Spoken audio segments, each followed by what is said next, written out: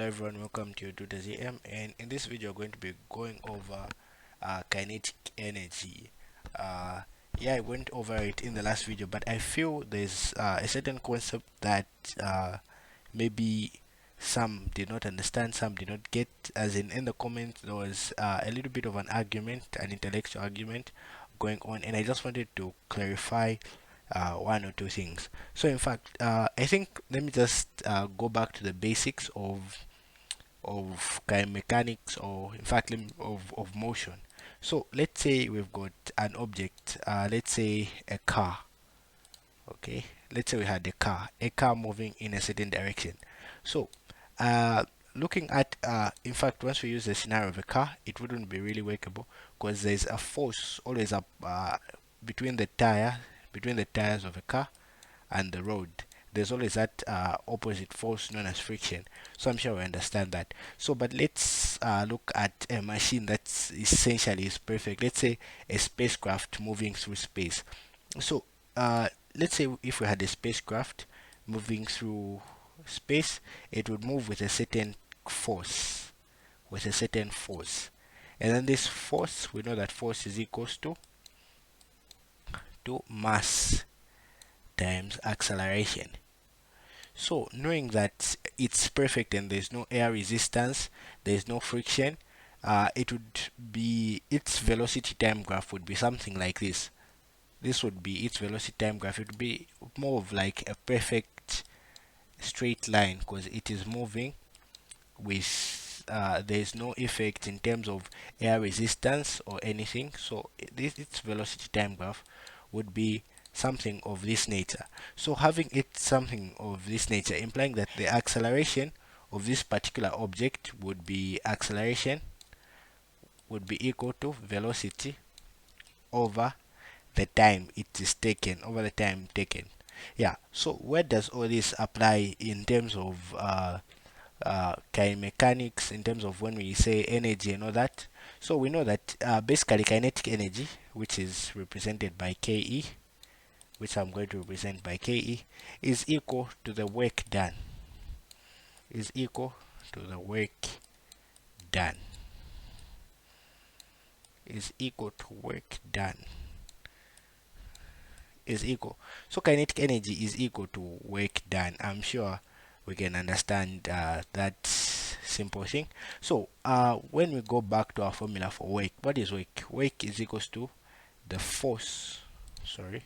Work is equal to the force multiplied by a certain distance.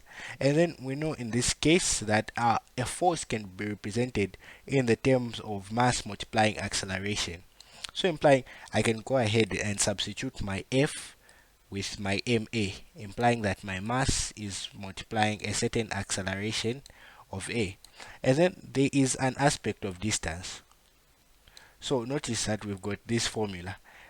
Work done is equals to mass acceleration times a certain distance.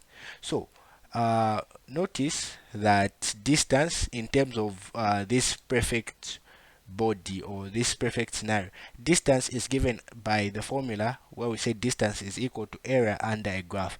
And notice that we've got somewhat of a triangle, and then we know that a triangle, let me say D, which is the distance, is represented by half. This is, we said area under a graph, and then we know that the area of a triangle is half base times height. But in this case, our base is T for time and our height is V for velocity. So we have this formula here. So let's go ahead and now basically fuse in everything. So we said mass, and then we said we can represent our acceleration by velocity over time. So we can have velocity over time. So once we have velocity over time, we've replaced our mass with velocity over time, we can go ahead and represent our distance as half time multiplying velocity. And then simple algebra would tell you that time and time would cancel, and then we remain with mass velocity over 2. So we have, in fact, let me say mass and velocity multiplying half the velocity. So velocity and velocity obviously are like terms, so they'll multiply, giving us velocity squared. So have this as our final answer as mass, as half mass velocity squared. So this is kinetic energy. This is kinetic energy.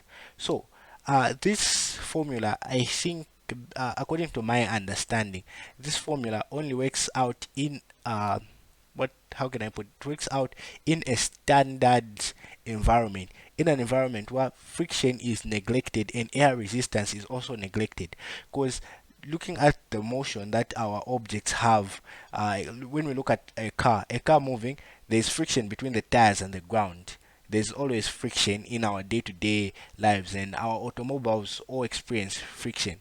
So I think in terms of kinetic energy, uh, this is basically the derivative of the formula of kinetic energy, explaining why we have got the half mass velocity squared. Can it happen in a real life scale? I'm not really sure, but I bet it can. But yeah, this was just to clarify uh, something, over the previous video. So if you've enjoyed the video, please like, subscribe, and I'll be seeing you guys in the next one.